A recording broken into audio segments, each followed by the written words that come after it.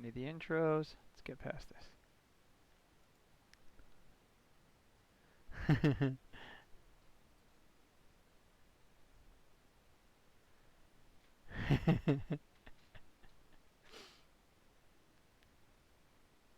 I think both were important matches.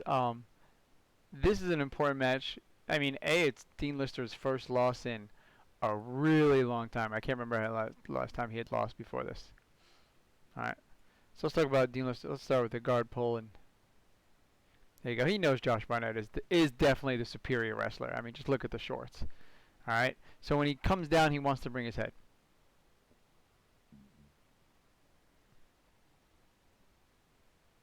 Well, yeah, spoiler, but if you didn't know, I can't help you there. I know, I love Josh. I mean, Barnett's style is just incredible always. So let's look at this. So here Dean starts with some inverted setup, foot on hip. He's grabbing the opposite side arm. He's doing that double grip we talked about before. Barnett sees it, keeps his hips away.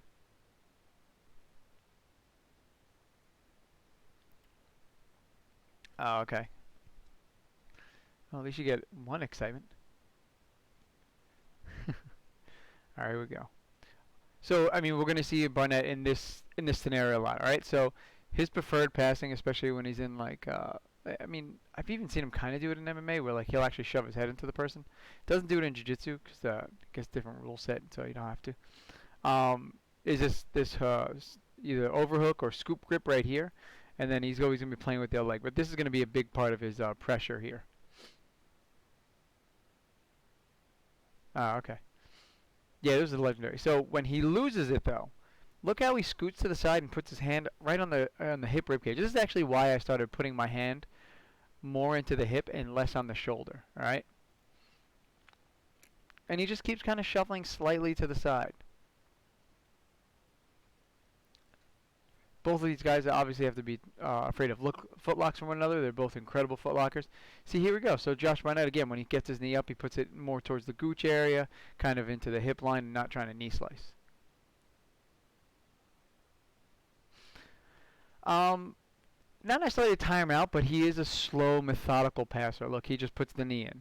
Right? He's not going to make any explosive moves to pass. And so I wouldn't say he's definitely trying. He's not. His game plan isn't necessarily to tire him out. But his game plan is to kind of methodically always be on top of the situation. He doesn't make any explosive movements because he doesn't want to risk any explosive response that could put him in a negative situation.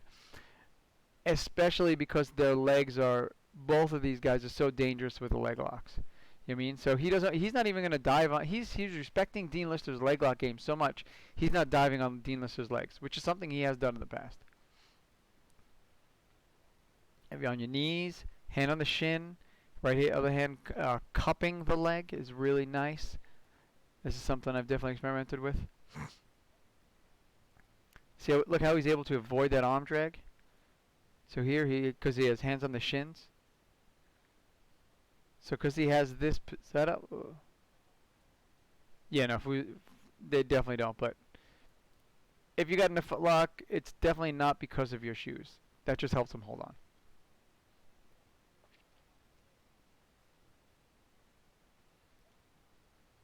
Yeah, see, because he had the hands on the shins when he arm dragged this one.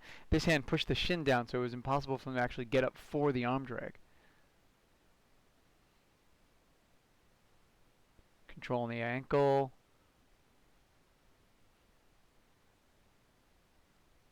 So again, Dean Lister has the hand on the wrist, hand on the arm, kind of always setting up an outside arm drag. I'm sorry, inside arm drag. There's a couple of moves he sets up from it. Likes to get underneath him, kick him over him. So Dean is still attacking for the legs. He's still trying to dig underneath him for the legs.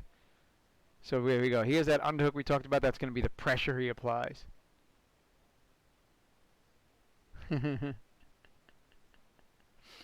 That was more just letting him do it, I guess. I mean, Eddie Bravo's pants. He should. What's his face should have been able to grab. I think he is able to grab him in response. Because he's always using it to dry people out. Like, Like he talks about no gi, but I'm like, dude, you don't like the slipperiness of no gi. There you go. So this underhook, that's how he applies the pressure here.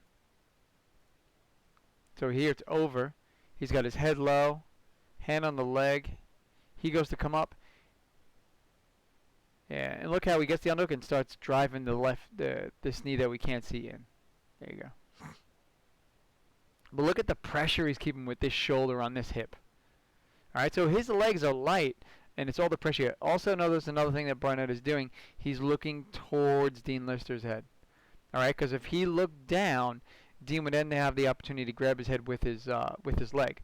But if you try and push your forehead, you're not going to go back. If you can always push the back of your head forward. All right, so as long as you look towards the person and you have what sometimes it's called the 100-kilo hold, it's okay as long as you're looking towards the head. Then they can't push you and necessarily grab you with their leg so easily. There you go. So recently, we do this in my school a lot, but we've been calling it Hibero side control, and I think this is awesome. I don't like to keep this knee on the ground. I'll actually pick it up. I don't keep my I don't keep the 100-kilo hold like he does. I actually put my elbow next to the hip, and I drive my hip into their hip. All right, so that's where the pressure comes from. He's trying to like squish these two together for like comfort issues. See how he's he's pushing his leg. He's framing his own leg so that Josh can't push his leg and head together. More catch. See, yeah, see how the hip is controlling the hip? That's super important. I think that's it's such a great touch. And if you're looking for side control, have that in your game. Have the hip-to-hip connection in your game if you want to control from side control. All right, so this way there is certain mobilities he has, but it's so much more pressure. And he's not driving down. He's driving into him. That's the key. He's driving through Dean Lister, not down into Dean Lister. Yeah, he got the cradle on. That's why Dean was originally framing his leg out. He didn't want him to get this cradle. Just miserable scenario.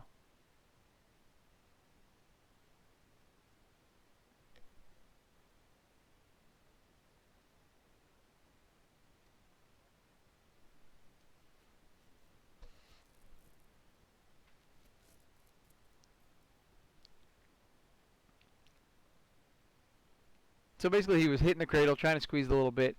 Some people will tap from that. Some people will tap from exhaustion. He felt Dean wasn't that type of person, so he stopped wasting the energy. He let go, keeps him in the 100-kilo hold, because that is his method of control. All right. He's not worried about, he can look down because Dean's arm is there blocking his leg. Or blocking the arm. Yeah. So he's not worried about his head right now.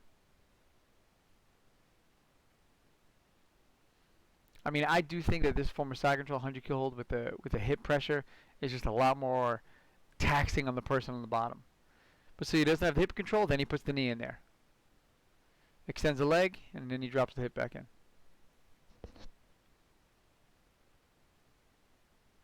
See how he drops the hip? That little drop right there. There we go.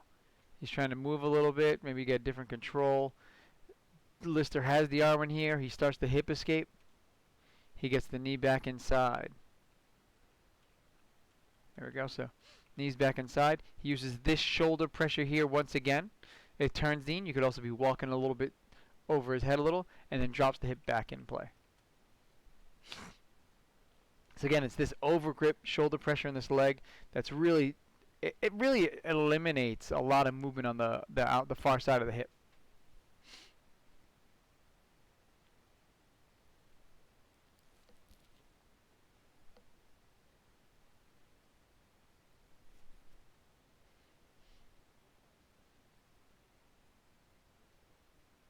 Just a couple more escape attempts.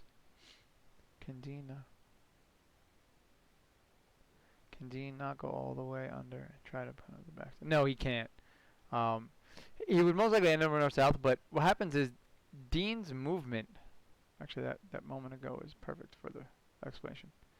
All right, so Dean's movement to spin around and move it's because what happens is when someone tries to squash you down, you actually have more mobility. What Josh Barnet is doing is he's only allowing Dean, he's driving all of his pressure into Dean this way. So Dean could try to run away and give up his back, right?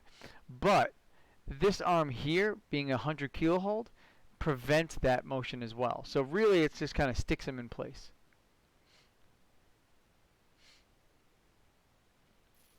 I mean, that's why Josh Barnett went for the cradle, stops the back there. He can't get his head underneath him because he has this hip shift. See there, he's like trying to turn into him. And he does that same motion again. See, look there. He goes through. He's stuffing his head. See, he's trying to come under here. But it's this control on the hip line. And then look, see how he pushes it flat again, walks back. And see how again he comes back over the hip line. So if we ever talk about side control and you want a minimal movement in your control, this is kind of the style that it is. I mean, don't get me wrong, Josh Barnett is a really big, really strong dude. Not denying that. But I think the fundamental idea of how he controls his hip is super effective. Like I said, I've been doing it a different way where I do drop the hip in here and I put the elbow here. Maybe I'm smaller and I can't do it his way, but yeah, controlling this far hip it's really, really, like controlling the hips with the hips, your hips, and then controlling the far hip, it's really, really useful. But Dean was able to get back in eventually. But now without taxing himself. Definitely exhausting. Look, he's already changed up his half guard. He wanted to go. So again, Josh controls the hip, sprawls the leg, doesn't let Dean control that half guard tight.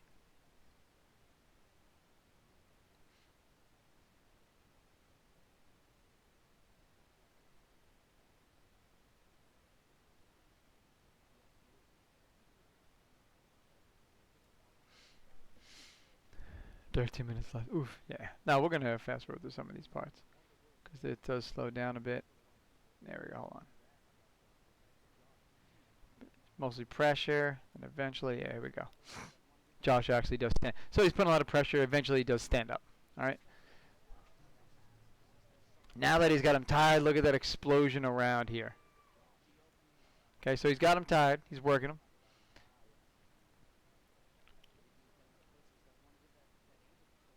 As soon as he gets the ankle control. You look at the clock, shit yourself. Here we go. Gets the ankle. Look at the way he shifts all the weight into the hand. And then just starts, and then throws and runs this leg. So the leg that away from where you're going is the first one that cuts in. Drops the hip. Immediately start controlling the hips. Keeps running around. Lister defends with his hips, and now he just grabs the hip here. See, it's kind of like a classic stack pass. Reach across here, and then keeps turning his hip in. Forces Dean to go into turtle position. Look at this total control. So again, Dean lock is these are both leg lock guys. All right. JB drive you into the mat for this long. True. Oh god, that would be a miserable experience. Look at it. So again, these are both leg lock guys, and I mean rolling to leg lock is especially at this point was a lot more commonplace. But notice how he puts his knee inside and hooks the ankle. Basically prevents any rolling from leg lock and actually gives a not amount of control over the hip here. Because right now all Barnett is controlling is the hip line. All right, he doesn't have his arms connected. He's not controlling the shoulders at all. There's no seatbelt. All right, so this is how he controls the hip. Knee in the center, foot across the ankle, like he's hooking, and then this leg out here posted, and again, he's pushing into him a little bit here. He's kind of, again, dropping the weight on him, making him exhausted, going for a one-on-one on this side. All right.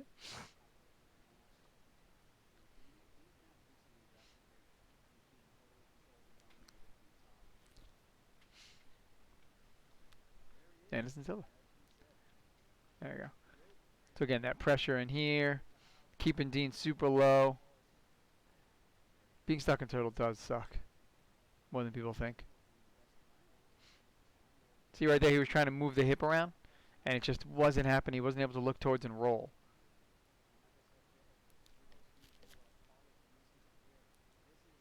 Josh Barnett, he's just trying to connect his hands, get the one-on-one, connect his hands, set up a good roll into the back take.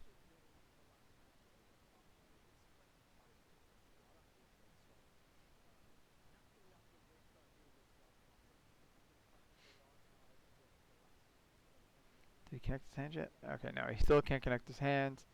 Still fighting there, and then hold on, right around.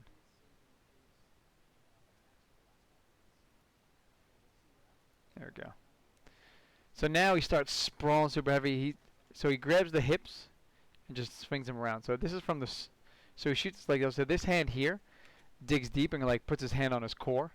He sprawls out and puts a little weight in his shoulders. That's gonna drop Dean's head heavy to the floor, and so when Barnet circles, that means Dean's hips are gonna be light. See? And that's how he's able to get Dean to turn over into side control. Comes into his cradle. Again, just putting a lot more pressure. This time it's a top leg cradle instead of bottom leg cradle. 10-finger grip, always a strong. Loses his head, but still keeping the hip pressure.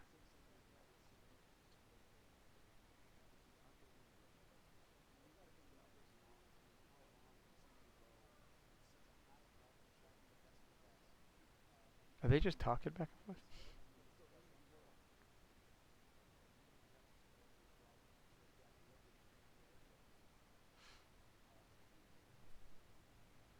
Yeah, right? Talking to each other. Alright, so he uses 100 kilo hold to try and set up north-south. So now here one. They're going to talk some shit. Here we go. So he goes for the 100 kilo hold here. Uses that to circle towards north-south. Reaches for the arm second because of the way, remember, Dean Lister kept reaching this arm across in a weird way. There you go. As soon as it fails, he just drops the hip right into his face. Like, we thought the other position was miserable. He's like, no, no. Oh, man.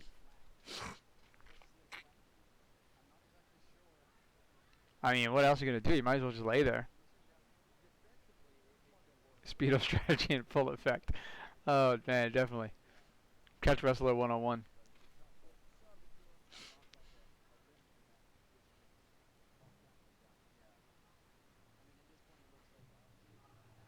Back in for the Kimura. That was a quick grip for the Kimura, though. So he reaches across. Grab 1-2. Drifts the knee. Maintains control. Knows when he lost it. Back into that hip heavy control. See, so right there, he stops him basically completely from going to taking the back. Well, you know, he could take the back, but that's Austin's game. So then now he steps back over into that Kimura setup again.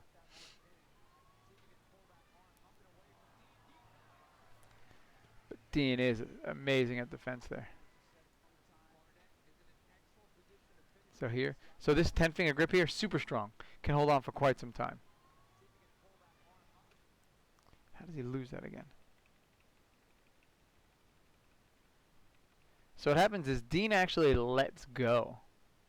Ref steps in the way of shot. Always. So Dean, so when he pulls one,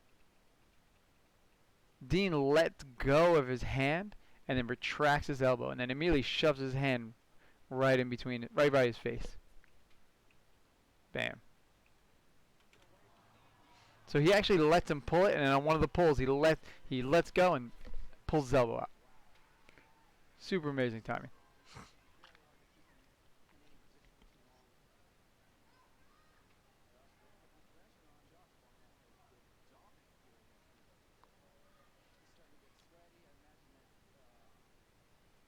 We can fast forward a little bit. Yeah. Pretty sure Gene's gonna turn else. There you go. Gets his elbow to the ground, grabs the leg. He's able to go to turtle. Hits the half Nelson. Same side, one-on-one.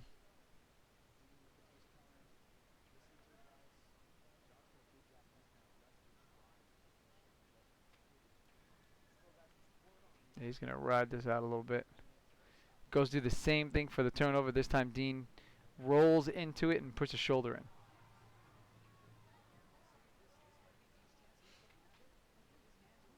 I do want to go through the rollout for a second. All right, here we go. So he's looking towards him. So that's what it is. So he's looking towards him. So now Barnett's setting up the same thing where he's driving Dean's head to the floor. Yeah, no, this is understandable. So he's driving his head. So this time, Dean in response starts, like he digs his shoulder to the floor as well, and he uses this leg to kick Barnett a little bit further. See, keeps looking, keeps looking. Yeah, kicks him further, comes out. He's able to start setting it up. Arm attempt there. Barnett brings his knee in. Dean immediately tries to put both hands on the leg and go for some control over it. I think he's back on the leg, yeah.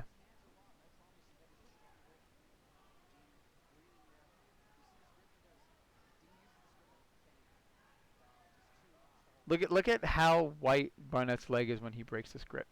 Imagine how tight this grip is right here. Boom. Like his whole leg is like there is no blood in that area.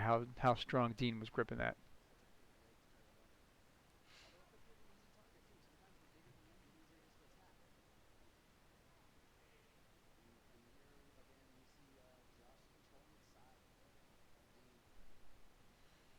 I don't think Barnett breaks.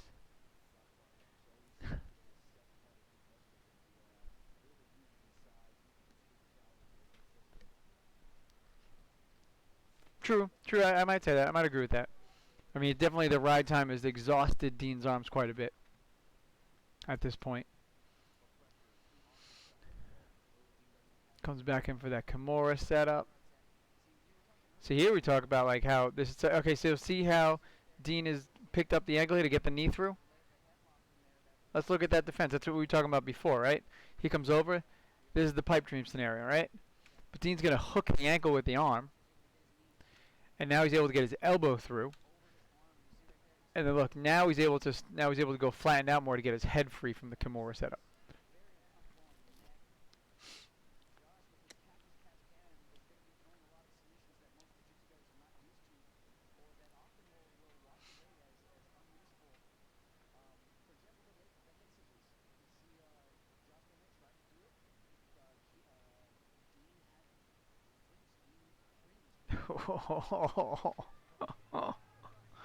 Oh.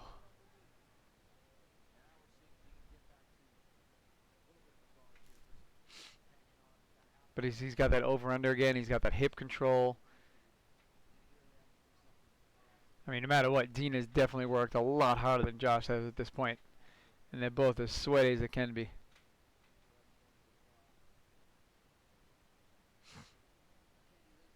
He's gonna get him back deeper. Yeah, here we go. So now he's so arm across. He's got the leg underneath. He's palming it to drive the pressure into Dean's hip. Bam. See, he's looking away, putting that pressure into him with the shoulder.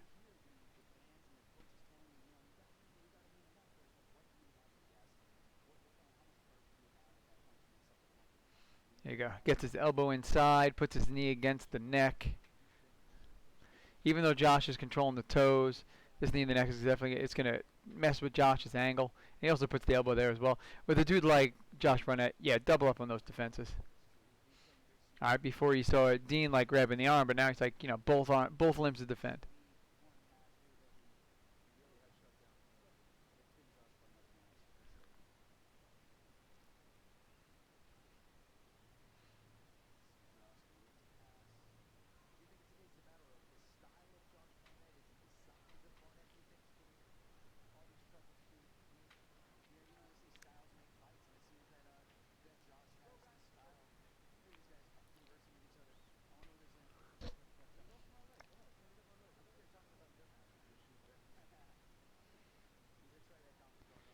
Yeah, see how he's keeping those hips away, and then charges his hips in.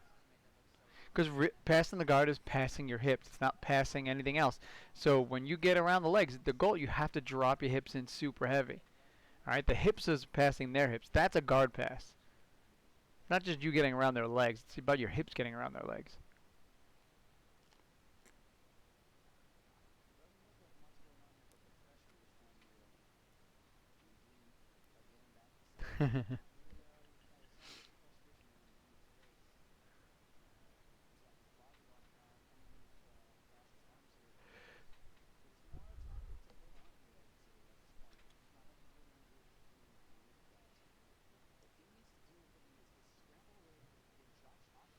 The reason this isn't working is because you see how Josh dropped his hip into Dean's shoulder here.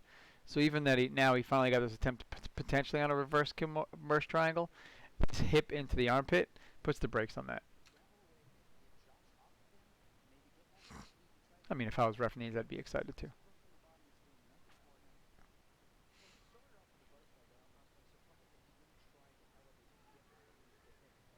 So like, yeah, now instead of keeping pressure on the shoulder like hips before, now he's using the hip to keep pressure on the shoulder. Now he's switching back. Now it's on the rib cage. Back to the Kimura setup.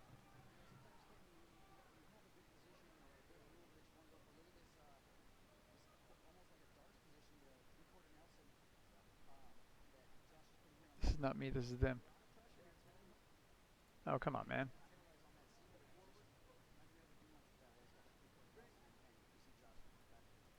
There we go. Sorry, guys. Forgot about that happening in this one. Yeah, that grip is brutal. Let's go back to it for a second.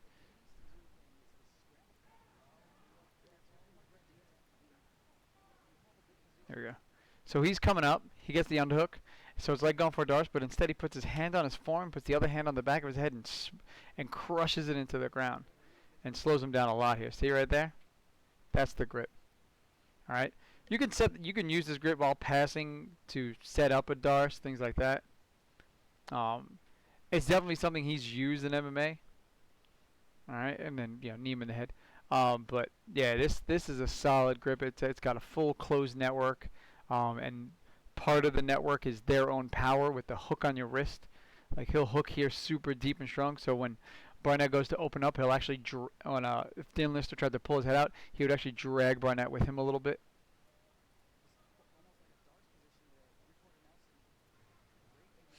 There you go. Again, look, he's got hip control and the same overhook grip we're talking about, right? And right from there, he just jumps over. I mean, at this point, it's because he's able to force Dean Lister to look away from where he's going.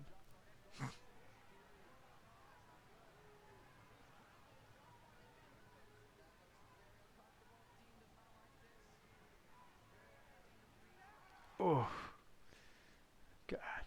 Yeah. Like, let's look at how he extends it. Like, look at how wide we talked about how wide he was this whole entire thing and this pressure. Yeah, it's definitely a top pressure clinic. If you want to learn how to maintain side control, this is it.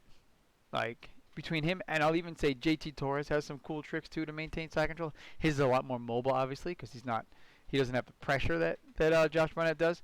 But between the two of them, like, and especially this one here, like, it is incredible. Like look how wide these legs are for this pressure. Yeah, it's crazy. Exactly. Yeah, for Dean to tap to it, it had to be one of the most miserable experiences ever of his life. But absolutely incredible match. I mean, and as far as defenses, Dean's defense is absolutely incredible.